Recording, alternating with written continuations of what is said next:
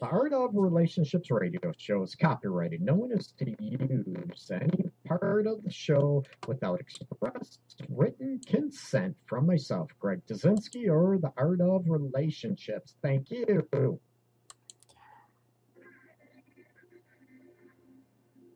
Licensed relationship and sex counselor Greg Dazinski, also known as Master G, the art of relationships will cover crucial elements in rebuilding emotional and physical intimacy in your romantic relationships. Okay, enough of that. This is Greg Dazinski. Find out what the deal is with the technical difficulties and with the hung up audio. Anyways, this is Greg Dazinski, Detroit's Love Guru, coming to you live. This is the Art of Relationships radio show, and welcome. It's Hump Night, Wednesday night, and we're going to be talking about sex tonight.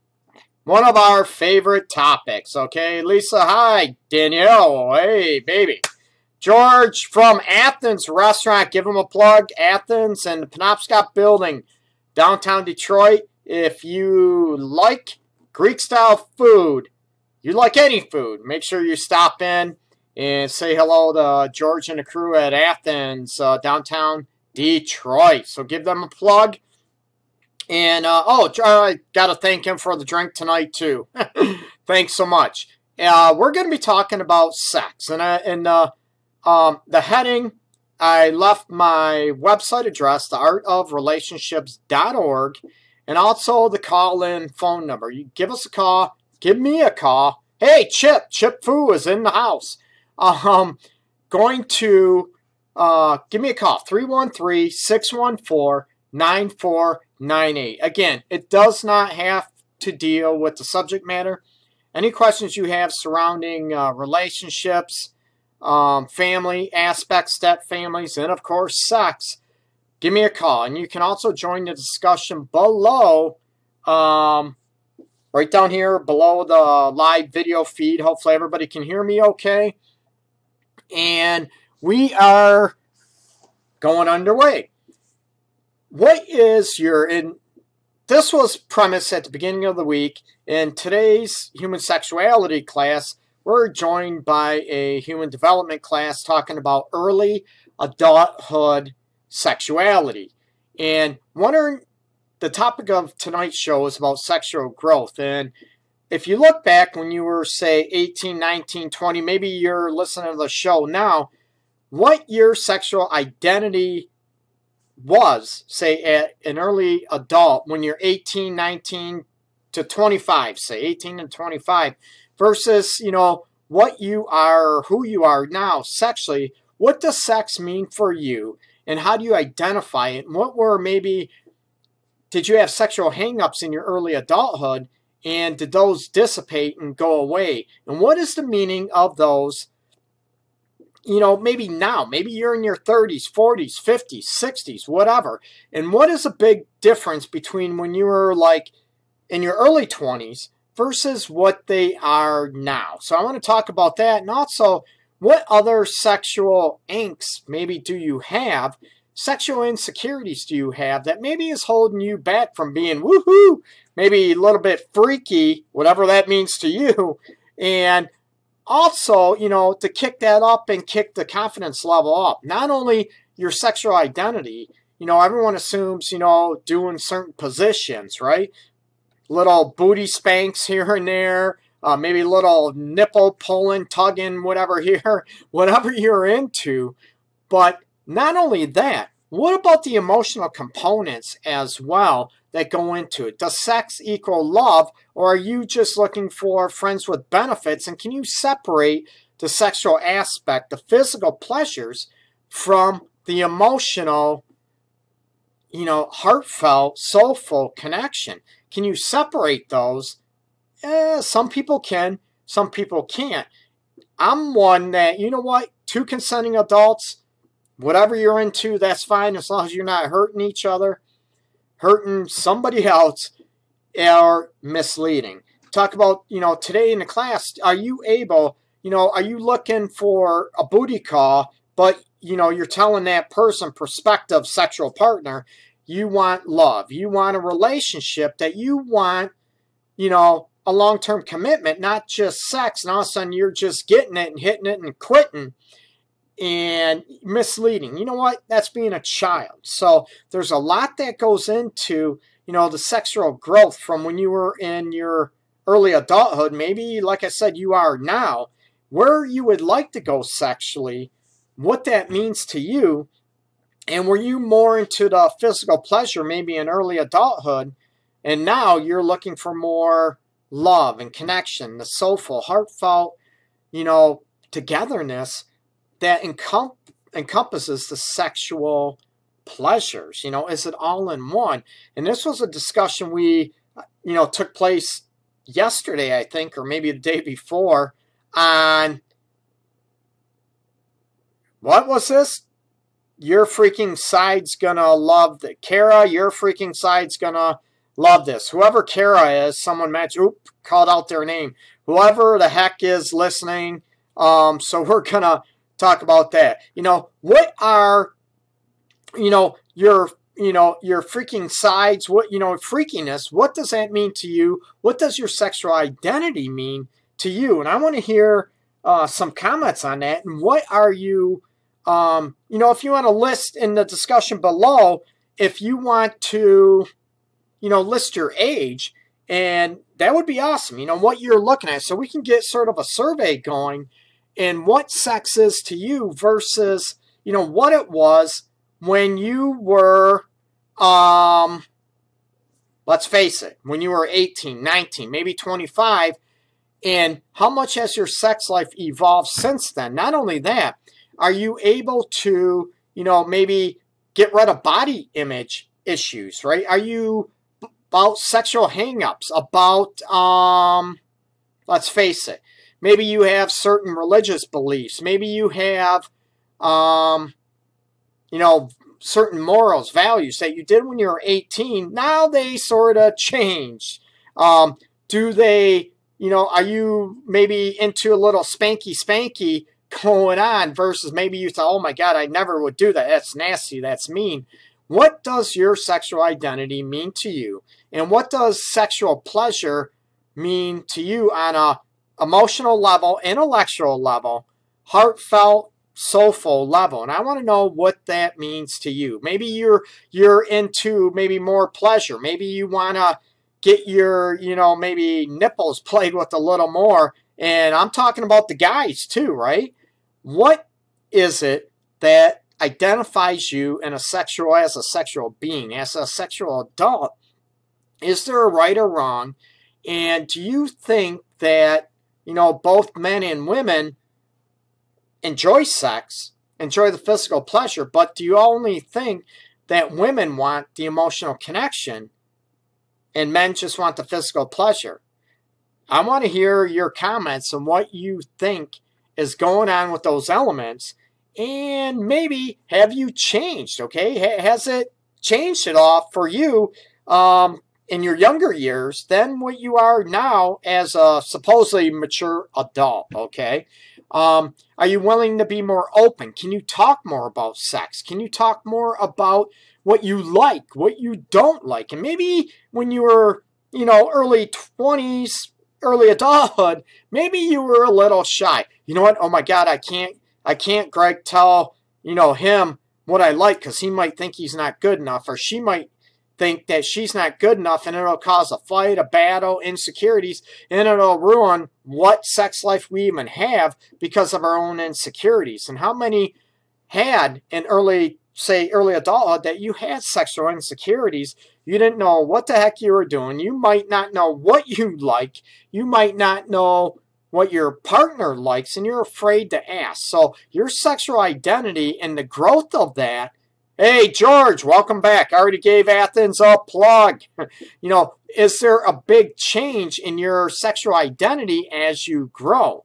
Now, as you get older, how many people out there that might be in their, say, late 20s, say 30s, 40s, and older, whoever's listening, has your, the meaning of sex changed for you? And is it as important in a relationship or in your life?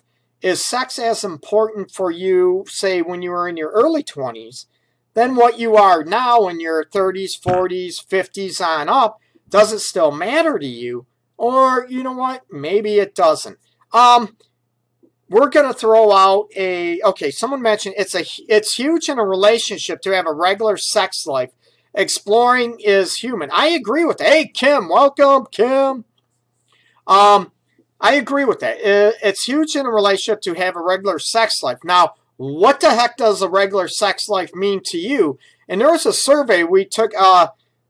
Toby, another instructor for human development, we're sharing and did an awesome survey and talking about, your belief, what is regular sex?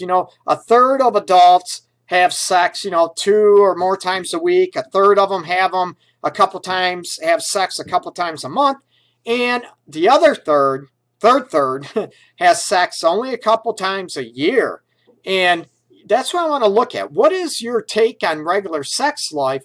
What is regular to you? What, talk about frequency and talking about quantity versus quality. And does that change at all from when you were a young adult to maybe a more mature adult? I want to hear some comments about how you grew from the sexual elements and where you were back then to where you are now. I want to see some in chat.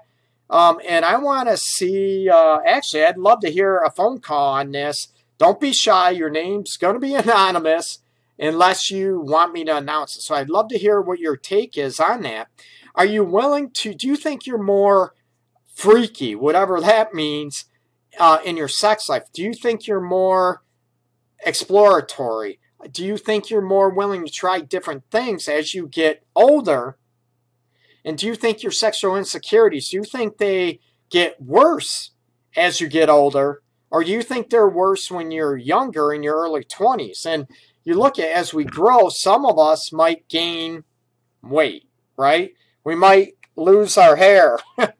We might, little things where that might not be as firm as they used to be in our early 20s might not be so firm later on. So do you think you have more insecurities when you're younger or older, and how they affect your sex life?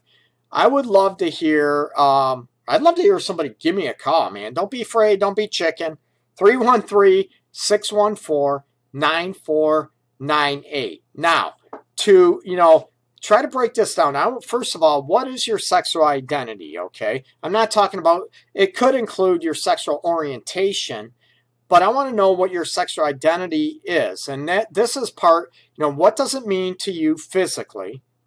What does it mean to you on a soulful or spiritual level? What does it mean to you emotionally? And are you able to sort of own that? Are you able to be confident in what your beliefs on sex is, what it means to you? And you know what? If you're in the just you want a friends with benefits, so be it. I'm not, so what? As long as you're two consenting adults, no big deal. If that's what you want, no big deal, right? There's nothing wrong with that. But you're going to get, or is your sexual identity surrounded and wrapped up with society and what society deems as proper, as right, as okay, as normal, as average, whatever the hell that means. A lot of people know throughout doing a radio show for a couple years now, students, clients alike. Now, I work with swingers, bisexual couples, lesbian, gay, heterosexual, polytriads, a wide variety of couples, and trying to, define what average or what normal is. It's different for everybody. And, are you able to own it? Are you able? Hey, Felicia's in the house. I want to give a plug to Felicia. Check out her artwork, FeliciaFullwood.org. Maybe she can, or is it .com? Check her out, Felicia Fullwood, on Facebook too. I want to give her a plug. Actually, she was the one that did some of my pictures, and she did not she didn't push me off the building, off the roof and everything. So I want to give a huge plug to Felicia. Welcome. It's nice having her on here too. So check her out, her photography, her urban photography, downtown Detroit. Talented as hell. So check her out, Felicia Fullwood. Check her out on Facebook, okay? And we look, oh, someone just said congratulations on the engagement. Here we go. Now, as your sexual identity evolves and changes, do you think, maybe you're a certain way as a young adult. Now, does that change? I want to hear from people, talking about being parents. Do you think your sexual identity changes if you have a kid? If you, all of a sudden, do you look at your wife anymore, or girlfriend, say she had a baby, and do you look at her differently now? Do you sort of get rid of the sexual being because she had a kid? Now she's the mother of my child, or a mother, and I can't look at her that way. I got to look at her as the mother of my kid. So there's a lot of evolution, a lot of growth in sexual. I'm not saying that should be the case at all. She still should be a sexual being, being hot, being sexual, being sensual, and making her feel that way big time. But I want to know how that changes you. And it changes some, not everybody, but it changes a lot of dynamics. And there's, men out there that also, I can't look at my wife as a sexual being anymore. She's a mother. She's the mother of my kid, and everything changes. And over the years, I've worked with a lot of couples that have gone through this where, the husband or boyfriend, looks at their girlfriend or wife differently since she gave birth. I'm not talking in a gross way, being in the room, being all that. But I'm talking about, now you're a mother of my child. I hold you in a different standard. And I'm like, what? She still is a sexual being, still wants to be a sexual being, hopefully. And you look at, how you change and how you evolve and how you grow. And also, do you still want, say, what happened when you were in your, say, early 20s? Was there a lot of flirtatious actions going on? Were you flirting back and forth? Did you like that? Did you laugh a lot? Did you giggle a lot? And did that make you horny? Did that make you more aroused? And does that change over time? Did you get rid of the playfulness? Did you get rid of the flirtation aspects that was once your sexual identity, and now it's not anymore, and you miss it? And do you miss the sexual pleasures, the sexual exploration that you had in your early 20s that you did maybe now? Oh my God, Jennifer. Hey, what's up, Jennifer? With 23 years of being with the same man, our being together has always been an adventure. And I know your husband, now an adventure, we could take that either way. I would like a little more clarity on what you mean as adventure. Adventure could be scary.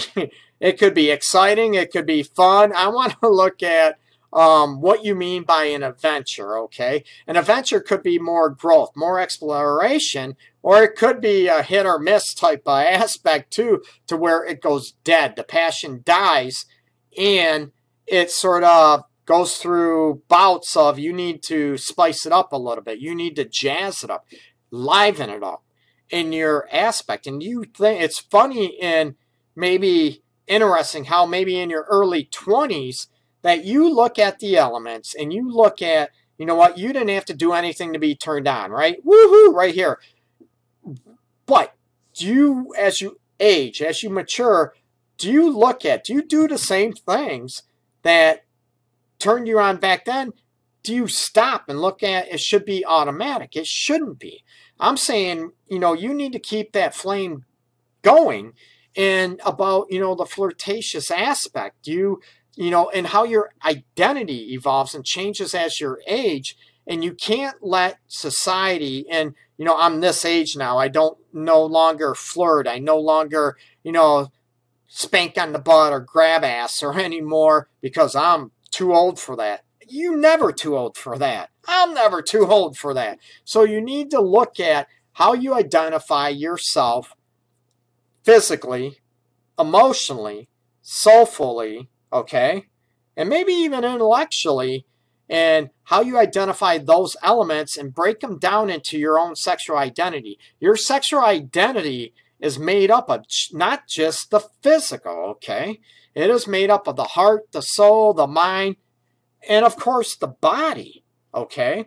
And looking at how you want to evolve, even if you're 30 or 40 now, you can still evolve. You can still grow and expand your sexual identity into what you want it to be, okay?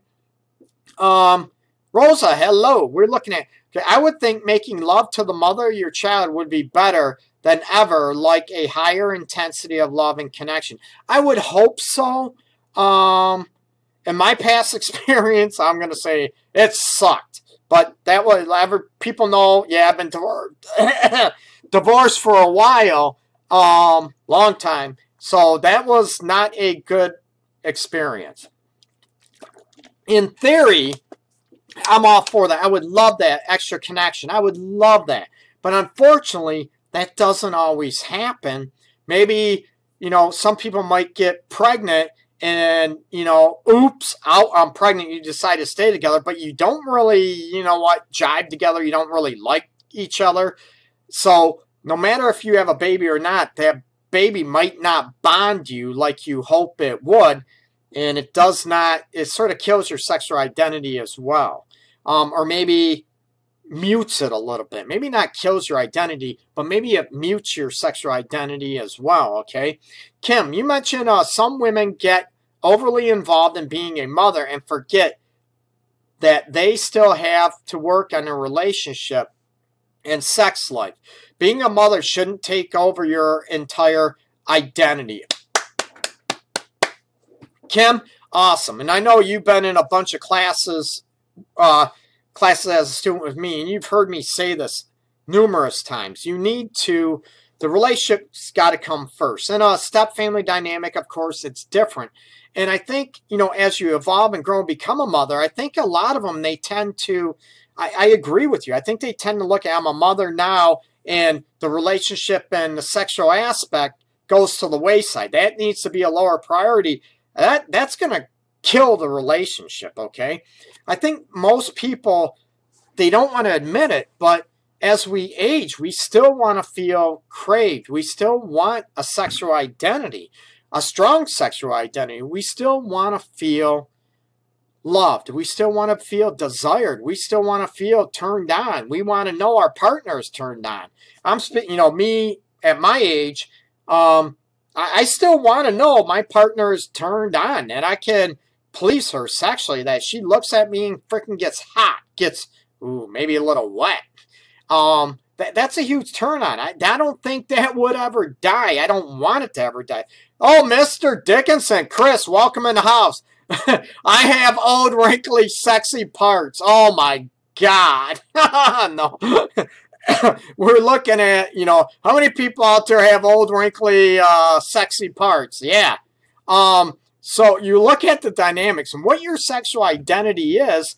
And, you know, part of it is, you know, in your early adulthood, how many people out there say, you know what, next time I'm going to have sex with somebody, it's going to be with someone I'm going to be in a long-term relationship with, or it's somebody I'm going to be married and fall in love with and all that aspect, where some people, you know what, I want to go out and have sex with as many people as I want, experiment sexually as much as I want. That's okay. It's your choice. A lot of people in society will judge. They will, you know, nitpick. They'll judge, oh, it shouldn't be this way. It shouldn't be that way.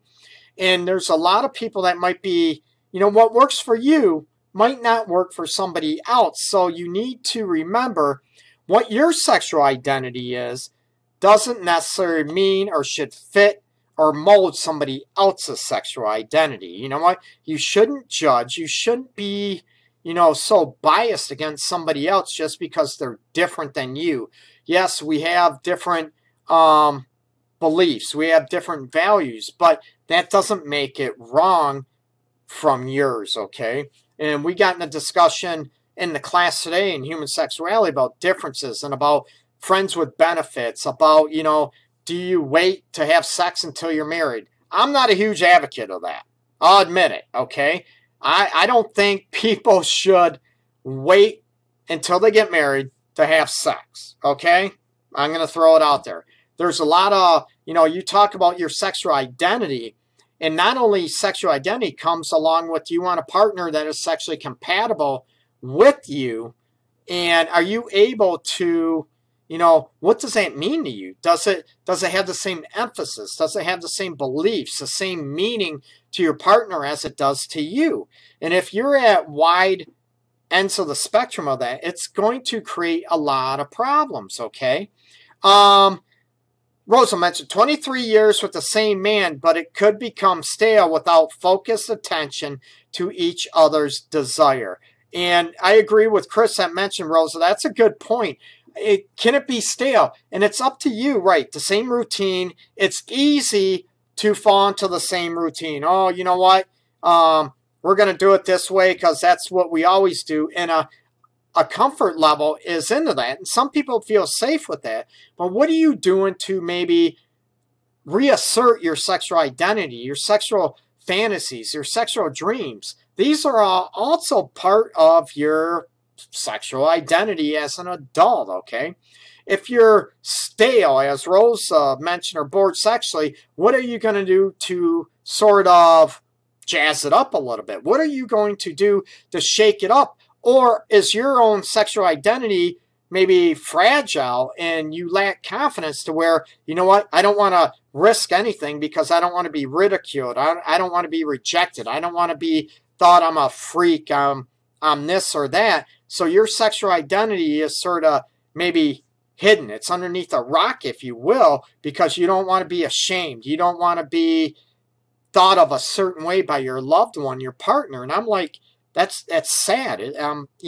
That's sad. And I want you to be comfortable with your own sexuality, your own desire. And if it does get stale or boring, I want you to be able to come out with it. You know what? I love our sex life. I love making love with you. Though I want to try to jazz it up. I want to frickin' have sex in the front yard at noon tomorrow,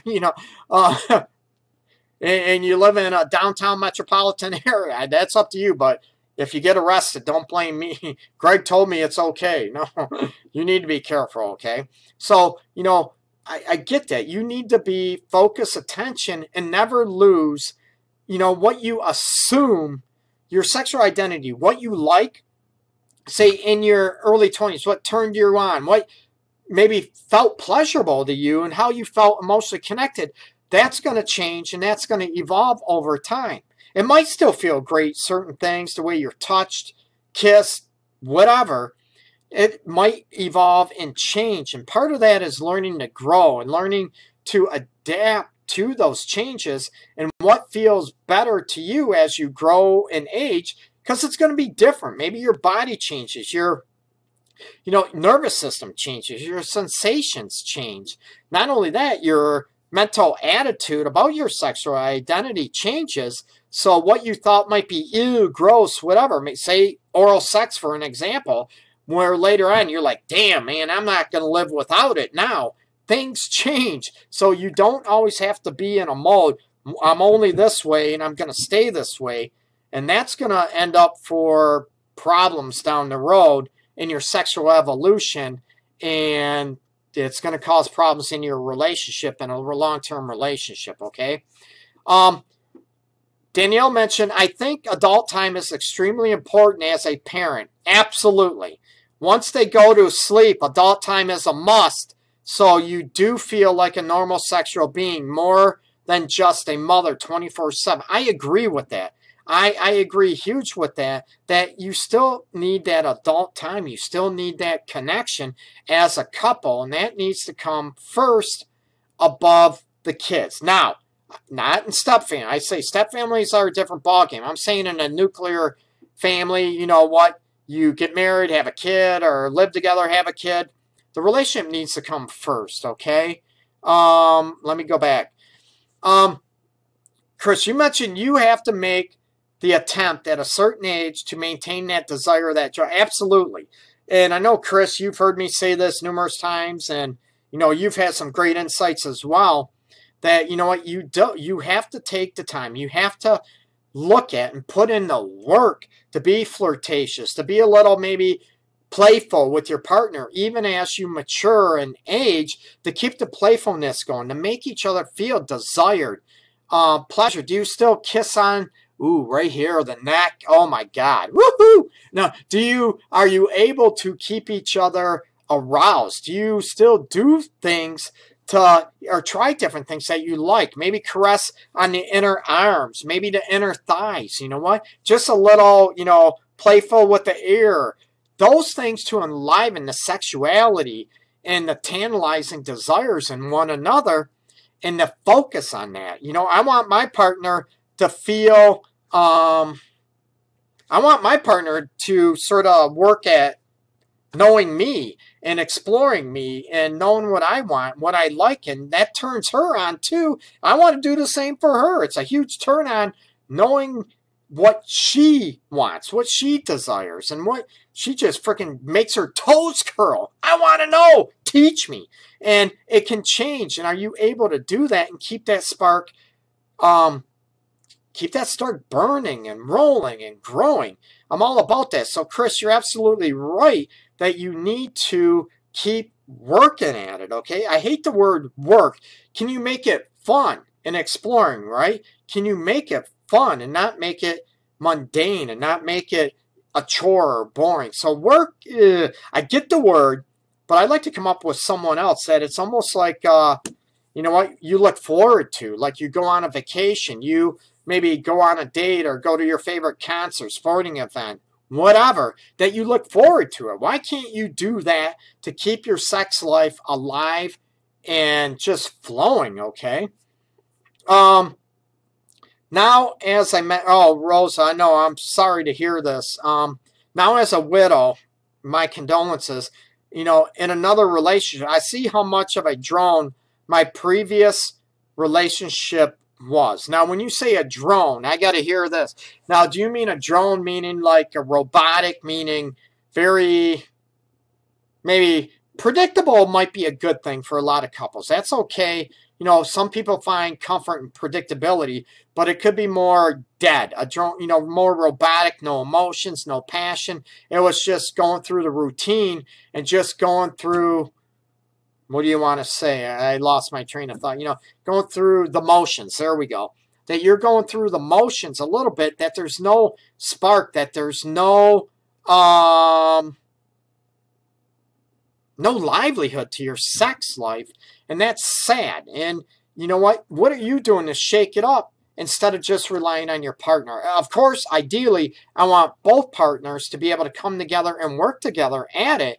And how do you not only identify your sexuality, your sexual identity as an individual, how would you like your identity to be shaped as a couple? Now, you know what? Your partner has their sexual identity, you have your sexual identity, and together, the couple, the relationship has their own sexual identity as well. And a lot of people do not understand that. They don't get it. They're only looking at them, or maybe some people forget about their own sexual identity, and it's all about giving, pleasing their partner. I'm not about that. I wanna be pleased. Hello to the yes. But I also want to please my partner, my loved one.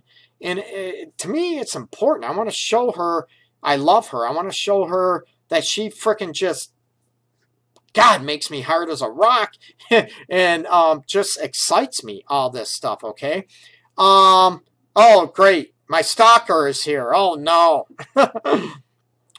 So those elements, you need to look at, what makes your sexual identity on the emotional level, soulful level, intellectual level, and of course, physical level, and what that means to you. Not only that, you want to know what your sexual identity of your partner is and learn about that, and as your sexual identity as a couple, as a relationship, and how is it, how is it formed? How is it for you, okay? I think it has a lot to do with the other person too. If you have never felt that amazing, mind-blowing, breathtaking feeling, then you have no idea what you're missing. But once you do, what'd she say? Oh my. Are you speaking from experience, Danielle? Now you look at the elements to where I agree. And Chris mentioned Danielle understands, I completely agree. That you look at the element, you look at the situation to where it does matter with the person you're with. Do they get you? Do they understand you? Do they want to understand you? And do you want to work and understand them, or is it all about you? Okay. Rosa, you mentioned my new mate allows me to express what I enjoy sexually without losing my identity and his needs. That's awesome. We give and take without feeling selfish. You know what? I love that. And that's how it should be, that you both give each other and it's not selfish. And a lot of things, David Snarch, a family therapist, actually got his PhD from Michigan State here out in Denver, I believe. He's the one that wrote the book Sexual Crucible, if anybody's heard of it. And talks about, that you be comfortable doing your partner, being done, making love and effing. That those dynamics and how you can identify yourself in all those four realms within your relationship and within not only your own identity, sexual being, but as your partner's, big time, okay? Rosa mentioned we role play sometimes with costumes and date nights at home playing Yahtzee, which is fun and challenging. Oh, God. Role play is, some people, oh my God, we're talking in class today, we're talking about furries, How many people role play and want to be a furry, dress up as Bambi or dress up as a kitty cat, and their sexual identity is wrapped up into being a furry. So a lot of people can be into foreplaying and costumes and date night, and all those aspects, but some people, it might not be their thing. You know what? You can try some things and you can look at the elements to where, you know what? We tried it. It's really not for me. Okay? So if you want to try, that's awesome, Rosa. That's great for you. Some people, it might not work. It might not, role playing might not be for them. So it is, whatever works for you is great, and it shouldn't be judged. There we go. And, oh, great, my stalker just said, don't be scared, I won't hurt you. Is that a promise? Oh, boy. Kim, you mentioned besides the evenings, but having a date night once a week can help. I agree. The focus needs to be on a relationship and something to look forward to. I find myself more interested in intimacy than sex. Cuddle, kissing, holding hands. How boring, Kim. No, I'm teasing. I'm teasing. I'm all about that too. But do I want to make love? Do I want sex? I want all of that. Okay? I'm a guy, right? I want the emotional connection. I love cuddling. I love kissing. I love holding hands. I love all that wrapped up. And of course, I love making love and sex. And I love all of that. Okay? And what it represents, the heartfelt feelings and the emotional intimacy that sex means to me. And of course, maybe having fun and playfulness and all that aspect too, okay? So you look at what your identity is or was in your early 20s. I want you to take a minute and look at how far you have come since then, okay? How far have you come sexually? And you look at your sexual identity, like I mentioned before, that is made up of confidence, right? Confidence can be wrapped up in your own, maybe how smart you are, how sexy you think you are, body image. Not also that, about your skill set, sexual skill set. And everybody, knowing what one person likes, another person might not like. So you're trying to force, well, this person liked this when I used to do this. How come you don't like it? You should like it. Your sexual identity also can be very flexible, okay? It should be forever flowing, forever evolving, okay? And if you can't, if you have a hard time with that, ask yourself why. Is it because of certain belief systems that you were taught? Certain belief systems that were, wrapped up in maybe how you were raised, how you were, whatever, how, even hanging around with friends or schooled or religious beliefs. And that doesn't always have to maintain and hold your identity to those aspects. You know what? You have your own life. You're your own person. And it's okay to explore and expand on those, okay? Kim, I'm laughing. Kim mentions, I sound like an old lady. Maybe I just haven't found the connection to want more lately. You know what? I agree. And some people don't need an emotional connection to have a sexual identity. I said that at the beginning of the show. Not at all.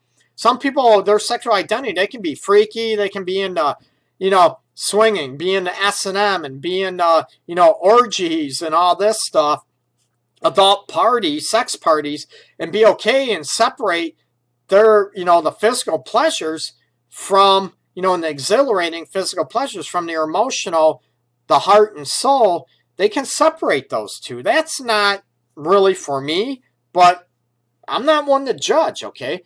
Again, if it's consenting adults, who are you to judge? Who am I to judge? We shouldn't, right? Just because it's different, it doesn't fit our sexual identity, doesn't make it wrong, doesn't make it, freaky or warped or whacked, okay? You have to look at, you know what? Why does it matter to you what somebody else likes sexually? You ever think about that? Why does it matter to you? Why is it any of your business what somebody else likes? Again, as long as it's not hurting anybody or hurting themselves. And, whatever. I'm all for about that. As long as consensual, so be it, okay? Lori didn't realize how many stalkers he had. Oh my God, Kim, how many stalkers do I have, Kim? Oh my God, I don't know. I'm trying to think how many do I have a lot of stalkers? I'm like, oh crap. How many stalkers do I have? Oh boy, I don't know.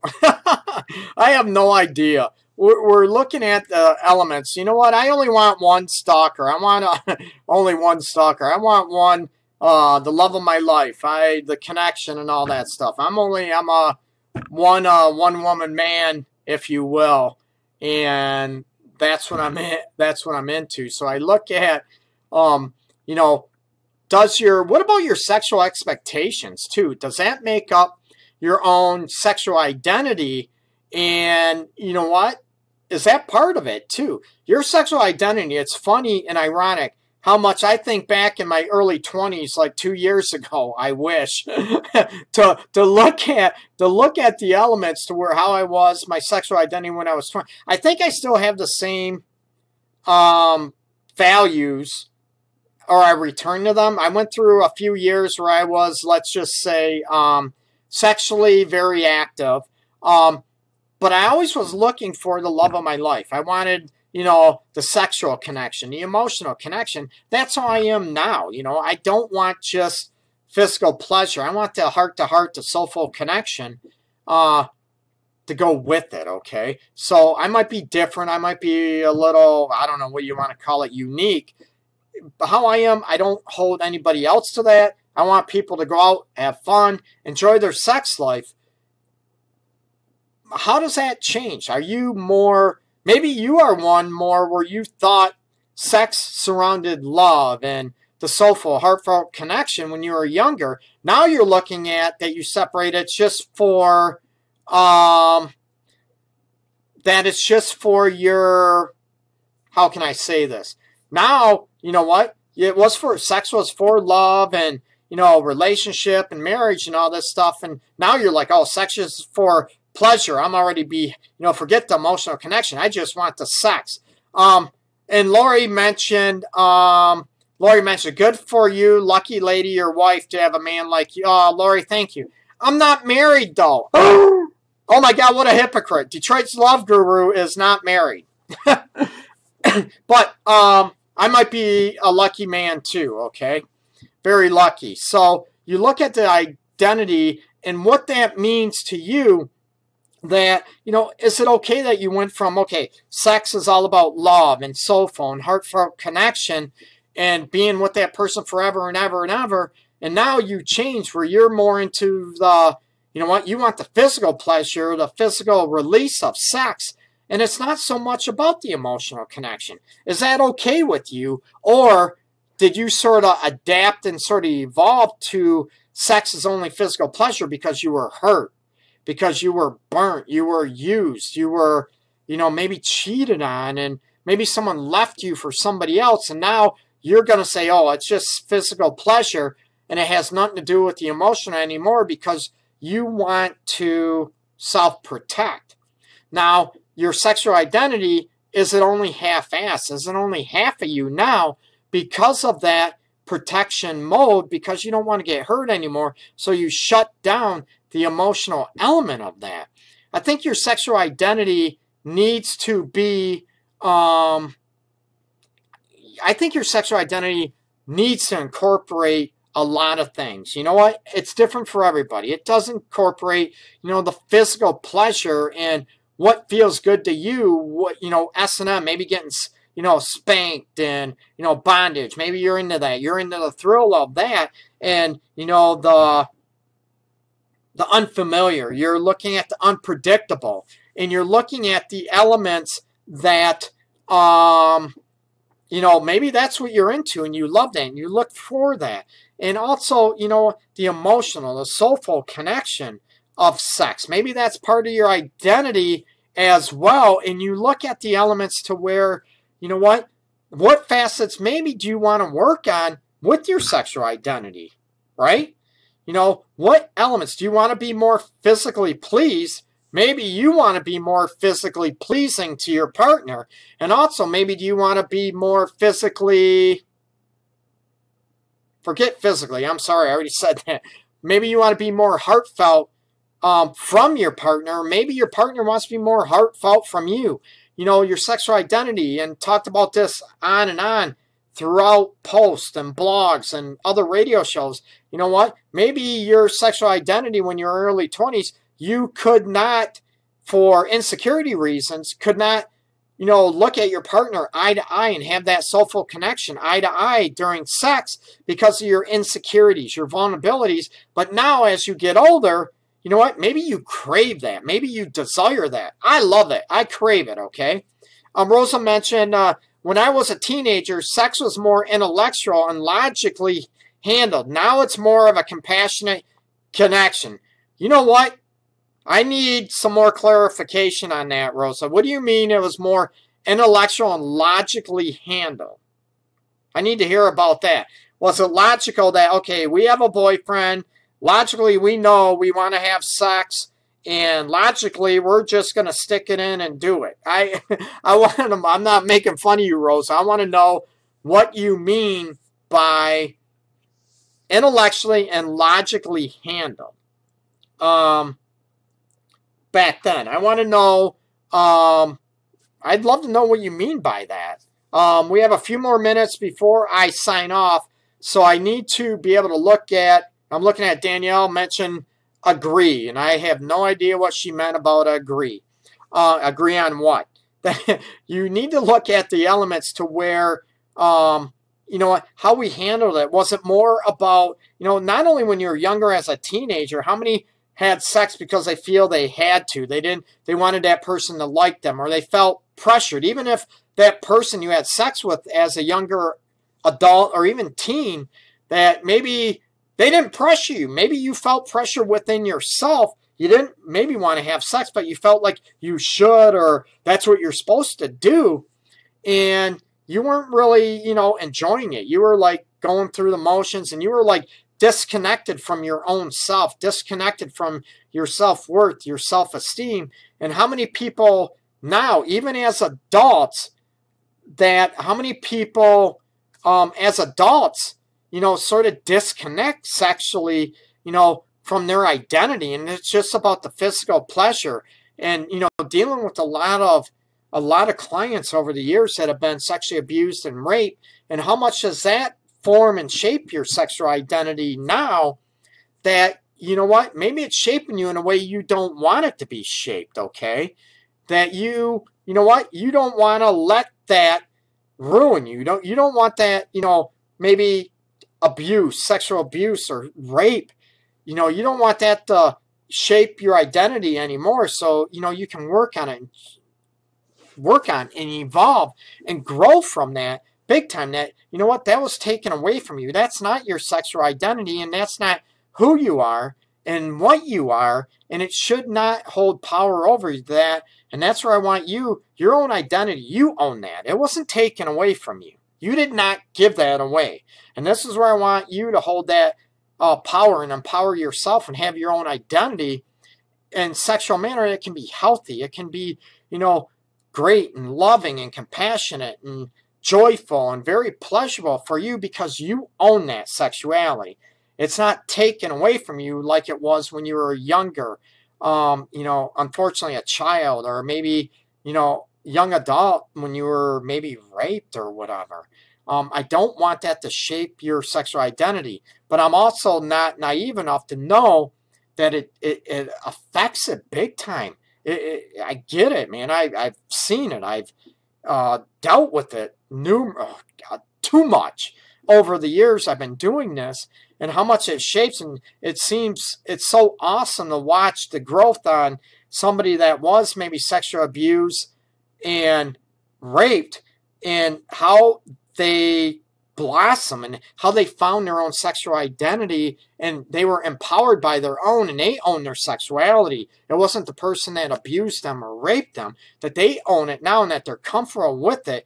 And sex is how they determine it. It's what they identify with, not somebody else's, okay? And that's where I want to help you. So your sexual identity is a bunch of stuff. It's our history. It's our past experiences. It's our fantasies. It's our expectations of what sex should be, how it should be, with whom, where. So there's a lot of elements involved in your own sexual identity, and I want you to sort of explore how you were in your early 20s, even teens for that matter, how you evolved and what it meant to you, and where you're at in your life now, how you identify as a sexual being and what your sexual identity is now.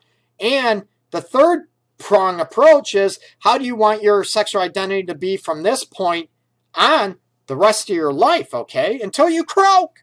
Yes, there are 80-year-olds that get it on. They have sex and they freaking love it, okay? So sex is a lifelong, hopefully a lifelong, barring any medical conditions, whatever. How do you want to evolve and grow your sexual identity? Maybe you don't know yet, which is fine, but think about it. Think about it. Do some insights. Talk about it if you have a partner in a long-term relationship, marriage, talk to them about it. I want you to feel safe talking about it. Maybe you are safe and open talking sexually, but your partner's a little shy, a little leery about that. You know what? Can they maybe get some help? What would it take for them to feel more secure and okay talking about it? Again, it could be past experiences. It could be their beliefs about it, their own comfort level with their sexuality. And if you're not comfortable with your own sexuality, it can create problems in a relationship. You don't need me to say that. I think that is a given, okay? That's a given. Hopefully a lot of people will learn some things tonight about sexual identity, maybe the meaning, what it means to you. So I'm going to say goodnight. This is the Art of Relationships radio show. No information, any information can be reproduced, can be copied, used without my consent, Greg Dazinski, or the Art of Relationships. This is Detroit's Love Guru, Greg Dazinski, licensed professional counselor, relationship sex specialist in downtown Detroit. Check it out, artofrelationships.org. My book on Amazon, Love's Essence, The Relationship Guide. It's available in paperback and ebook format on Amazon. Again, Love's Essence, The Relationship Guide. Everybody, happy hump night. Work on your sexual identity tonight with yourself or with your partner. What a smart ass. Anyways, everybody have a nice night. Thank you so much for listening. First-time listeners, long-time listeners, thank you so much. I'm very humbled. I'm very flattered. I want to help people. I'm all about trying to expand your life, your love life, your sexuality, and make your life a lot happier, more connected within yourself and within your relationship, okay? Peace out. Much love, everybody. Take care.